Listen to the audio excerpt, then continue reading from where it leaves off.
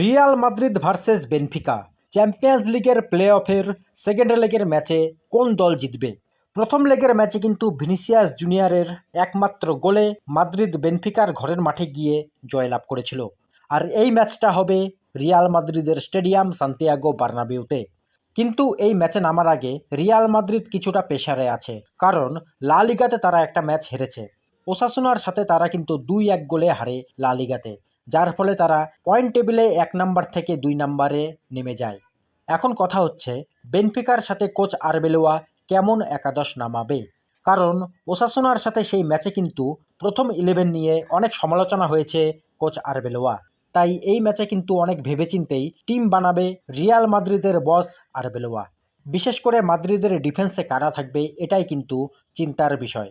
এই মুহূর্তে মাদ্রিদের ডিফেন্স হচ্ছে খুবই খারাপ। এই সিজনে কিন্তু মাদ্রিদ অনেকগুলো গোল কনসিড করেছে, আর ডিফেন্সের প্রায় প্রত্যেকটা প্লেয়ার কিন্তু ইনজুরিতে ভুগছে। গত ম্যাচে কিন্তু রাইট ব্যাকে শুরু করেছিল ড্যানি কারবাহাল, কিন্তু ওসাসুনার লেফট উইঙ্গার ভিক্টর মুনোজ সেই দানি কারবাহালকে একদমই নাচিয়েছে। ভিক্টর মুনোজ ছিল রিয়াল মাদ্রিদেরই প্রাক্তন প্লেয়ার, যে কিনা এই মরশুমের শুরুতেই রিয়াল মাদ্রিদ ছেড়ে ওসাসুনাতে গিয়েছিল। আর সেই বাচ্চা প্লেয়ার ডানি কারবাহালের মতো একজন লেজেন্ড প্লেয়ারকে নাচিয়েছিল পুরো ম্যাচে। মাদ্রিদের ক্যাপ্টেন কারবাহাল যে আগের ফর্মে নেই সেটা এখন পরিষ্কার। আর এই পজিশনেই মাদ্রিদের কোচ আরবেলোয়া শুরু করবে আর্নল্ডকে দিয়ে। এবার যদি আমরা সেন্টার ব্যাকে দেখি, সেখানে কিন্তু Dean Huijsen, Raul Asensio, Rudiger, Militao, David Alaba কেউই ভালো ফর্মে নেই। এই মুহূর্তে মিলিটাও তো চোটে আছে, তাই এই জায়গাতে অপশনে আছে রুডিগার, আলাবা, রাউল আসেনসিও আর ডিন হাউসেন। যেহেতু এই ম্যাচটি চ্যাম্পিয়ন্স লিগের একটা বড় গুরুত্বপূর্ণ ম্যাচ, তাই হয়তো সিনিয়র প্লেয়ার রুডিগারকে দিয়ে শুরু করতে পারে কোচ আরবেলোয়া। বা সাইডে কিন্তু আলভার কারারেস থাকবে, এটা 100% নিশ্চিত। ফার্স্ট 11-এ যে 4জন ডিফেন্ডারই থাকুক না কেন, মাদ্রিদের ডিফেন্স লাইন কিন্তু খুবই খারাপ আছে এই মুহূর্তে।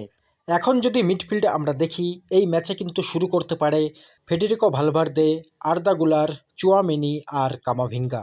কোচ আরবেলোয়া কিন্তু নতুন করে এই মিডফিল্ডকে সাজিয়েছে গত 2 ম্যাচ ধরে, তাই ধরেই নেওয়া যায় বেনফিকার সাথেও কিন্তু সে 4 মিডফিল্ডারে নামবে। আর স্ট্রাইকিং লাইনে থাকবে এমবাপে আর ভিনিসিয়াস জুনিয়র। কিন্তু এখানেই একটা প্রবলেম আছে, গত ম্যাচেও কিন্তু মাদ্রিদের স্ট্রাইকিং লাইনে ছিল ভিনিসিয়াস আর এমবাপে, আর এই দুইজনে কিন্তু বাঁ দিক ঘেঁষেই অ্যাটাক করছিল, যার ফলে কিন্তু মাদ্রিদের ডান পাশটা একদমই ফাঁকা ছিল। রিয়াল মাদ্রিদের ডান দিক দিয়ে কতটা ভালো অ্যাটাক হবে সেটা কিন্তু নির্ভর করছে আর্নল্ড আর ফেডেরিকো ভালভার্দের ওপরে। এদিকে বেনফিকা কিন্তু এই ম্যাচটা জিতেই চ্যাম্পিয়ন্স লিগের নকআউটে যেতে চাচ্ছে। বেনফিকার কোচ মরিনো কিন্তু একদমই কনফিডেন্স আছে যে সান্তিয়াগো বার্নাবিউতে এসে মাদ্রিদকে তারা হারাবে। মরিনো এটাও বলেছে যে এই মুহূর্তে রিয়াল মাদ্রিদ দলে কোন জায়গাটায় দুর্বল আছে সেটা সে ভালোমতো লক্ষ্য করেছে, আর সেটাই কিন্তু সে হোমওয়ার্ক করে আসবে এই ম্যাচের আগে। তো এখন দেখার রিয়াল মাদ্রিদ ভার্সেস বেনফিকা এই ম্যাচে কোন দল জিততে পারে। মাদ্রিদের জন্য কিন্তু এই ম্যাচটা অনেক কঠিন হবে, কিন্তু তারপরেও যেহেতু তারা ঘরের মাঠে খেলবে, তাই বলাই যায় মাদ্রিদ এই ম্যাচটাতে একটু হলেও এগিয়ে আছে।